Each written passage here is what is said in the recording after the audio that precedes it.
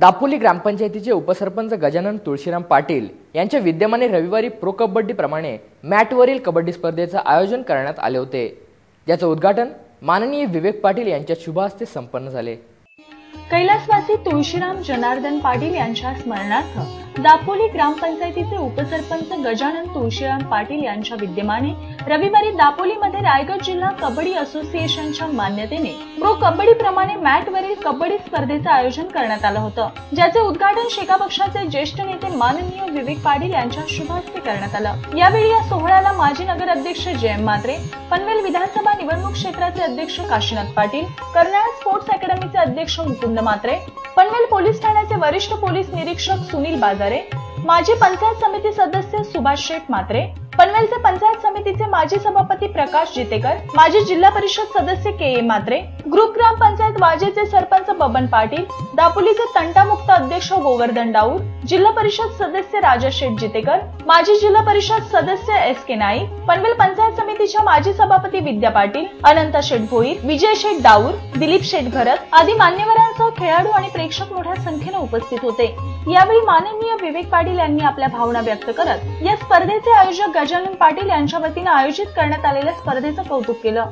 सुरुवातीला या भव्य अशा उपसरपंच चषक कबड्डी स्पर्धेचं उद्घाटन झालेलं आहे असं मी जाहीर करतो आणि हे जाहीर करत असताना माझे सहकारी गजानन तुळशीराम पाटील यांचं मी मनपूर्वक अभिनंदन करतो, त्यांना धन्यवाद देतो।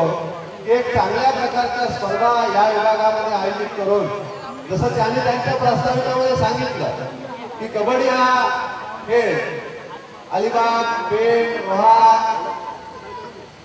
खालापूर आणि इतर तालुक्यामध्ये त्याच्यापेक्षा पनवेल उरणमध्ये थोडाफार आहे, पण पनवेलमध्ये फार कमी आहे आणि ही आवड निर्माण होण्याच्या दृष्टिकोनातून त्यांनी प्रयत्न केला। सन्माननीय के ए म्हात्रे यांनी सांगितलेली गोष्ट तेवढीच सत्य आहे का उठसूट सकाळी उठलं की गॅट हातात धरायची, पण ती गॅट हातात धरता गॅटच हातात राहते, दुसरं काय आपल्या हातात पडतच नाही। ही जी वस्तुस्थिती त्यांनी सांगितली तेवढी सत्य आहे आणि म्हणून क्रिकेट खेळण्याचं मी म्हणणार नाही, पण क्रिकेट शिवाय इतर खेळ देखील अतिशय चांगले आहेत की त्या खेळामुळे आपल्याला काय प्रगती करता येईल आणि त्या प्रगती स्वतःच्या आयुष्यामध्ये चांगली प्रगती करण्याच्या दृष्टिकोनातून खेळाकडे आपण बघितलं पाहिजे आणि इतर खेळामध्ये कबड्डी सारख्या खेळाला आपल्या या तालुक्यामध्ये आपल्या विभागामध्ये तरुणांमध्ये नवीन खेळाडूमध्ये एक आवड निर्माण होण्याच्या दृष्टिकोनातून अशा प्रकारच्या स्पर्धा आयोजित करणे अत्यंत गरजेचे आहे आणि ते गजानन पाटील यांनी निश्चितपणे करून दाखवलेलं आहे। या विभागामध्ये पर्टिक्युलरली दापोली असेल तारगावचे खेळाडूची खान समजली जायची। आम्ही जेव्हा कॉलेजमध्ये होतो तर या विभागामध्ये कॉलेजमध्ये नसलो तरी त्या काळामध्ये खेळायला म्हटल्यानंतर या दोन गावांची नावं पुढे यायची। तो वारसा हळूहळू कमी झालाय।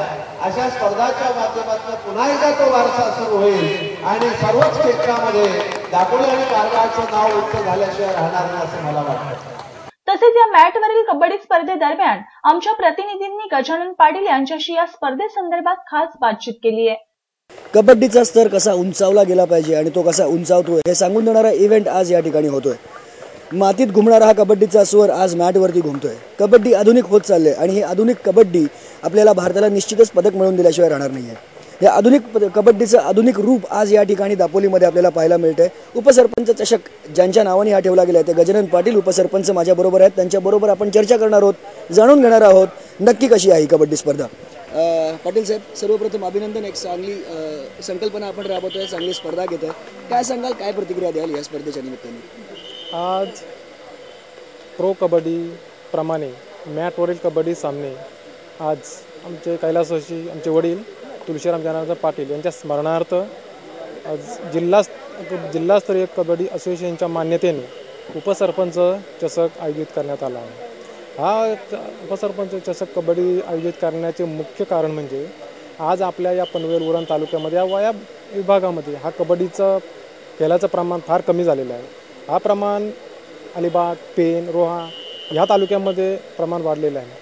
आज आपल्या ह्या भागामध्ये जो तो तरुण वर्ग क्रिकेट आणि क्रिकेटच्या खेळाकडे आकर्षित होत आहे, तर मला त्याच्यापासून काहीतरी बदल हवा आहे, कारण हा कबड्डी खेळ केवळ त्यापासून आपल्याला आनंदच मिळतो, असाच न त्यातून तंदुरुस्तपणा शरीर म्हणजे सगळ्या गोष्टी आणि हा महत्त्वाचा खेळ म्हणजे महाराष्ट्राचा मर्दानी खेळ आहे.